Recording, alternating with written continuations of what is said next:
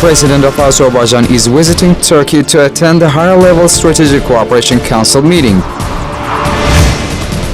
Petkim awarded Information Security Certification.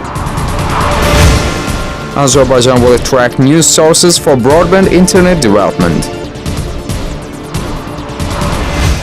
Azerbaijan has been invited to the G20 summit to be held in Turkey. Turkish President Recep Tayyip Erdogan said in a press conference after the meeting with Azerbaijani President İlham Aliyev, Turkey will host the G20 summit this year. Taking the opportunity, we have invited Azerbaijan to the summit, Erdogan said. He said the trade turnover between Turkey and Azerbaijan accounts to $5 billion, and this figure will reach $25 billion by 2023. Erdogan said he invited Azerbaijani President İlham Aliyev to the event to be held on April 24th on the occasion of the 100th anniversary of Çanakkale War. Also, the two presidents exchanged views on the Armenian-Azerbaijani Nagorno-Karabakh conflict. Turkey will continue to support Azerbaijan in this issue, Turkish President Recep Tayyip Erdogan said. We got the latest information on the settlement of Nagorno-Karabakh conflict. We see that the OSCE Minsk group is not sincere. We can't accept what they say, Erdogan said. For his part, President Aliyev said that the visit allowed the sides to discuss again upcoming works and to approve the joint action plan. The joint statement includes the works done in the past and plans to be done in the future, the president said. According to him, issues discussed at the meeting of the Turkey-Azerbaijan Higher-Level Strategic Cooperation Council will raise fraternal relations to a higher level. The head of state also touched upon defense cooperation, noting that Azerbaijan has imported a great deal of weapons from Turkey. We rejoice for Turkey's great achievements. Turkey is now a center of power. The more powerful Turkey becomes, the more will Azerbaijan be strong, the president underscored.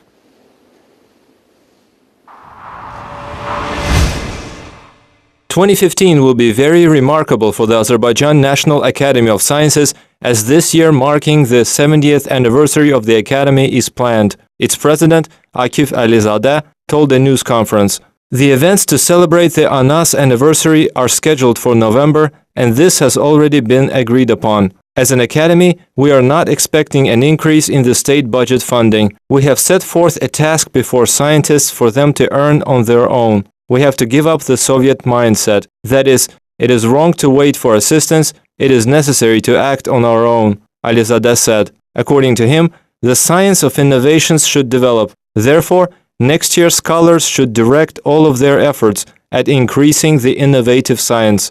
As for the sufficiency of budgetary funds for the development of the academy, Alizadeh said, there is always a lack of funding and we all want it to increase. But we can't sit back and do nothing. We have to show our work.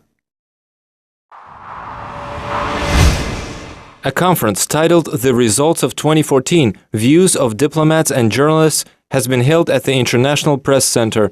The event, jointly organized by the Azerbaijan Young Diplomats Union and Azerbaijan Journalists Network, was attended by prominent journalists of the country, representatives of the Press Council, experts dealing with diplomacy, political commentators, and young diplomats. Participants held discussions on the foreign policy in 2014 and the achievements made. In his opening remarks, Professor Elman Nasirli said lately the Azerbaijan Young Diplomats Union has been an entity distinguished in the socio-political life of the country, which is gaining popularity, attracting young people's attention by its activity and starting to draw intellectual youths. Nasirli said the organization was also remembered as a youth entity distinguished for its activeness during one of the most significant and important events in the country's history, the October 9, 2013 presidential elections. Umut Mirzayev, member of the Press Council Steering Board, said such functions are of great importance for the activeness of young people.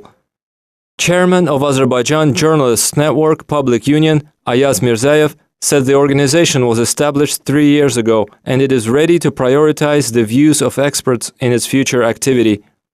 Discussions at the conference covered topics including the settlement of the Armenia-Azerbaijan Nagorno-Karabakh conflict, the results of 2014 and expectations in 2015, Azerbaijan's relations with Russia, the United States, European countries and organizations, challenges for the world in 2015, Syria and the ISIL threat.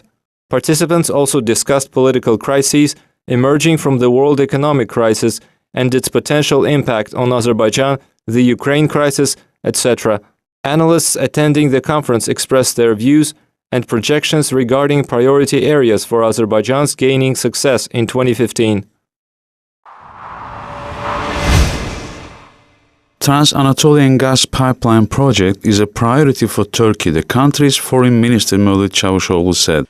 He said the TANAP project is also important for Azerbaijan, Georgia and European countries. The minister added that gas pipeline to Europe will be ensured after the implementation of the project for construction of the Trans-Adriatic pipeline. The TANAP project envisages gas transportation from Azerbaijan's Shah Deniz field to Europe through Turkey. The initial capacity of TANAP is expected to reach 16 billion cubic meters of gas per year. Around 6 billion cubic meters of gas will be delivered to Turkey and the remaining volume will be supplied to Europe. The gas will go to Turkey in 2018 and after the construction of the Trans-Adriatic pipeline, the gas will reach Europe around in early 2020. It's planned to commission TANAP in 2018. The project's cost is estimated at 10 to 11 billion US dollars. Contracts for the supply of pipes for the construction of TANAP were signed in Turkey's Ankara city on October 14th with 6 Turkish and 1 Chinese companies. All the companies that will participate in the construction and supply of the TANAP project in Turkey are exempt from VAT. Petkim Petrochemical Holding, the greatest asset of Azerbaijan's state-owned company in Turkey, was awarded information security certification to ISO 27001. According to press service of the company, the ISO 27001 is a system which defines to act in risky situations by analyzing the possible hazards. Information security considered the most important part of an integrated management system. Petkim, which aimed to provide the possibility of the institutionalization of information and sources of information, confidentiality, integrity, and the possibility of using, is included among international companies that invest in information security. SOCAR Turkey Energy and SOCAR International DMCCOGG acquired a 10.32% stake in the Petkim Petrochemical Complex, increasing their stakes to 61.32% on March 30, 2012. Some 38.67% of the shares are in the free circulation on the Istanbul Stock Exchange. Petkim Petrochemia Holding manufactures plastic packaging, fabric, PVC, and detergents, being the only Turkish producer of such products. The holding exports a quarter of its products. Last year, SOCAR said the Petkim Petrochemical Complex increased its production capacity from 3.2 million to 3.6 million metric tons per year. It is planned to commission a new wind power plant there in late 2015. According to SOCAR, the implementation of the first stage of the project will allow to meet 12% of demands of the complex for electricity. The total capacity of the power plant will be equal to 50 megawatts, while the capacity of the first phase is expected to hit 25 megawatts.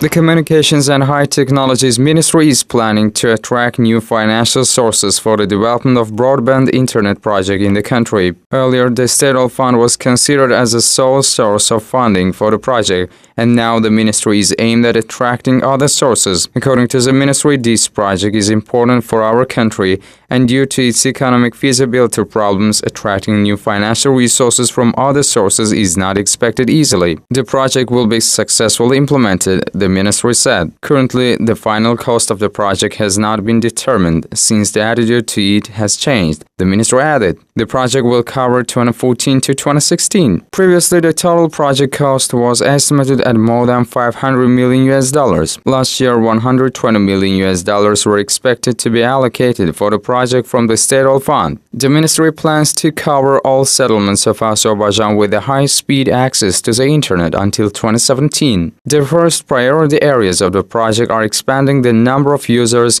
and improving the quality of internet services, expansion of infrastructure, and availability of electronic services. The project envisages increasing the number of ports of broadband internet and number resources in 47 cities and regions of the country. The works are expected to be completed by the end of the year. Implementation of this project will increase the number of broadband connections at 60%. The results of the first year of the project will form the basis of the works to be done in the following years. Currently, about 70% of the population use the internet, and the broadband internet penetration among the population stands at 50%. Azerbaijan is taking the 64th place in the world in terms of ICT development, the International Telecommunication Union has said. The country is adopting measures to develop the non-oil segment of its economy. In this context, ICT is one of the prominent sectors, and the income of Azerbaijan's information technology sector has doubled in the past 5 years.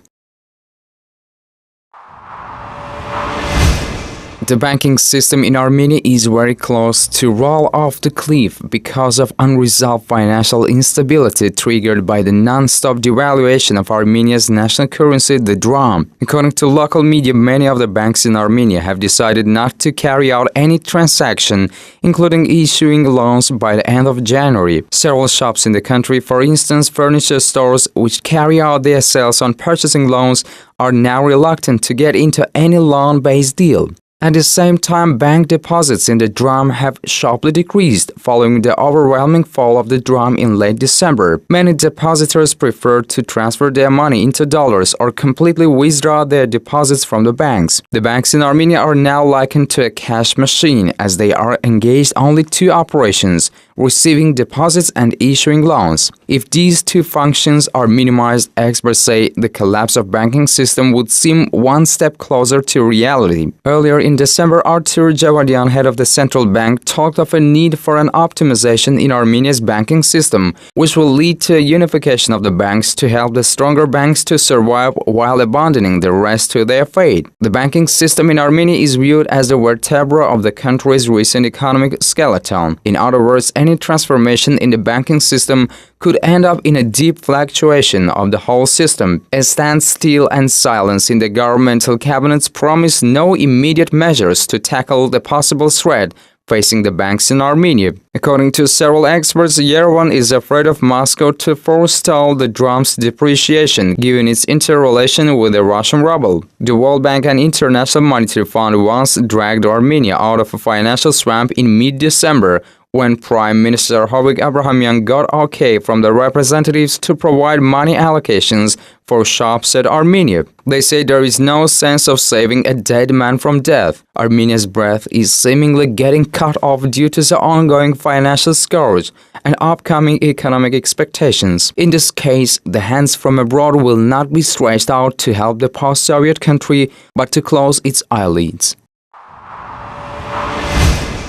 South African Republic is willing to host the Summer Olympic Games in 2024. According to InsiderGames.biz, it was said by the head of the sports committee of the state of Gauteng, Ivor Hove. Johannesburg, Durban, and Pretoria cities are located in those states. Only Rome and Boston have officially announced their intention to stage the 2024 Games, although either Hamburg or Berlin is expected to be confirmed as a German contender soon. Other cities including Paris, Budapest, Doha, and Baku are still considering whether to enter the race. The 2024 host city will be decided at the IOC session in Lima, Peru on 15 September 2017. And if South Africa's reported nationwide bid is chosen, it would be the first time the Games would have been awarded to an African country.